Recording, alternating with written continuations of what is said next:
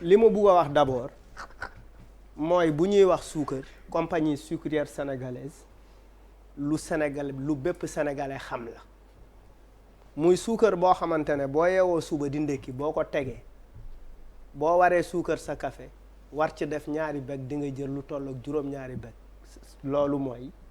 qualité suukar bi d'abord baaxul te ñu ngi fi depuis un certain nombre d'années beneen mbir bi ci topp mooy suukar la bu gaaw a joxe saan parce que kumba sama doom paquetu suukar laay jënd teg ko kër ga kumba di ci màcc di am saan ma yóbbu hôpital di indi donc la qualité du sucre est à déplorer. malal quel paradoxe tu dis saful ba pare day joxe saan. day joxe saan mooy suukar bu saf mooy mais il faut mettre à volonté mooy da ngay def à volonté. donc finalement da ngay dem ba li ngay ba mais oui kumba saanu kese la. li nga wax du tegoo ko ci xam-xam de. je suis désolé non mais j'ai vécu le truc. C'est empirique. non j'ai vu ma fille mettre du sucre papa dollil may dolli. finalement après on s'est retrouvé à l'hôpital ndax saan yu bëri mais li indi problème bi mooy le monopole dans un pays depuis les indépendances on a une compagnie qui est là. Oui, on peut comprendre, il y a eu le PS, le Parti socialiste pendant 40 ans. Mais on a eu deux systèmes libéraux. Mais il faut libérer l'économie en donnant des opportunités à des entrepreneurs sénégalais. yu jeunes yu fi nekk depuis très longtemps di góorgóorlu di dundal ay njaboot. Parce que quand même ñi moom compagnie sucrière bien vrai que bu ñu ay doomu Sénégal ñooy liggéey vous parlez de 9000 emplois et puis est-ce que c'est 9000 est-ce que c'est pas des emplois saisonniers? C'est des emplois saisonniers c'est-à-dire diggante bi ngay bay ak diggante bi ngay góob ñi ci fixe motuñu 8000 motuñu 9000 et puis après l'argent va en France. L'argent va en France. Il faut que yooyu quand même qu'on pose ça sur la table. Il faut comme ni Sococim bi mu fi nekkee dañ ko indil Dangote indil ko ciment du Sahel boobu la werante affaire u prix ciment jeex boobu la werante bi jeex Bouba Ndour day defar diwlin ñu jox ko pendant 60 ans muy buuma ko bummi da nga koy indil Ablaye Dieng indil ko Moustapha Fall indil ko Aliou Lo et le problème est réglé.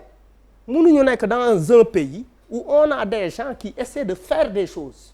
quand même on a keroog Yérim mu ngi ko fii wax nee na en fait les sénégalais yi nga xamante ne fii la ñu nekk ci réew mi amee seen koom-koom ci réew mi di ko liggéey ndaw ñi war nañ am ay exemple ci ñooñu pour bañ a jël gaal parce que y a des gens qui sont restés dans ce pays qui se sont battus et qui ont réussi dans ce pays parce que aussi seen lépp ci réew mi lañ ko def mais aussi il faut que l'État protège ñooñu mais pourquoi ñoom du ñu am ay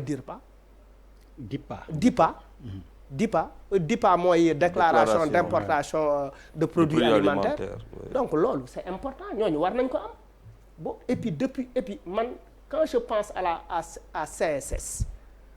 j'ai tout de suite l'image de la ville de Richard Toll c'est une ville abîmée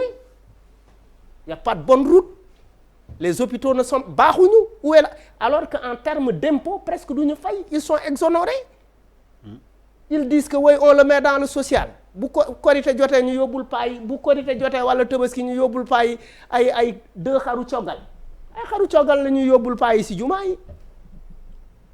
il faut qu'on arrête il faut soit ñu def seen responsabilité sociale mu mat di defar ay tëli di defar ay hôpital di defar ay école pour mu mën a compenser les impôts yi ñu waroon fay soit ñu fay ay impôts pour que impôts yooyu delluwaat au moins ci li mën a doxal réew mi wala ñu yokk salariés yi bés bu nekk nga dégg mais xoolal la ville de Richard Toll est-ce que gis nga li fa am on ne peut pas laisser ce pays là ay nit di ko jël en otage comme si en fait je suis désolé de le dire comme ça comme si le colon devrait hériter de tout mais aussi il faut pointer du doigt ces commerçants là c'est des gens qui ne se regroupent pas ana Sonadis commerçants yii ñoo seetaan ba Auchan ñëw si les commerçants étaient super bien organisés on aurait pu avoir parce que quand même waa Auchan ils mettent des produits sénégalais dans leur rayon hein. Ils sont en train d'aider énormément de jeunes sénégalais parce que effectivement ñi fi nekk ils sont incapables de s'organiser pour mën a teg ay succursales pour mën a teg ay Auchan un peu partout pour mën a teg pourquoi ñoom mënuñu dajaloo créer ay ay compagnie sucrière yi nga xamante ne ay doomu Sénégal ñoo ko teg mu dimbali le nord ça nous permettra d'abord de freiner l'exode rural ndaw ñi dootuñu jóg parce que en fait diggante Saint-Louis fi compagnie sucrière li tax mu nekk déjà zone boobu pourquoi parce que c'est une zone d'eau il y a le fleuve Sénégal mën nga fa bay ñambi suukar ak yooyu ak lépp lu ci topp les jeunes du Fouta qui quittent le Fouta pour venir fii di fi cirer ay dàll après avoir appris le Coran si la compagnie sucrière avait fait correctement son travail je pense que ces jeunes allaient rester dans le Fouta et travailler mais ça ils crèvent on a ñun suñu meeru ko ñi bañ nañ ko sax ba léegi jëndatuñu boutique yi ci suukar si boutique yi ils attendent booy yeewu suba taalibe yi yelwaani ñëw ñibbisi parce que taalibe yi ils te vendent 10 bec ñaar dërëm lañ la koy jaay.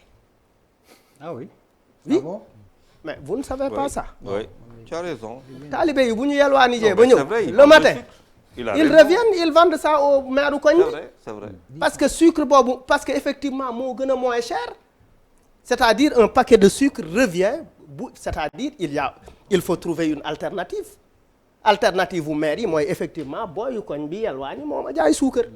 et c'est beaucoup plus moins cher. jamono naqadi ba tollu foofu. waaw je pense que commerçant yi war nañu gën a mun a góorgóorlu pour organiser le secteur. allez Bouba. waaw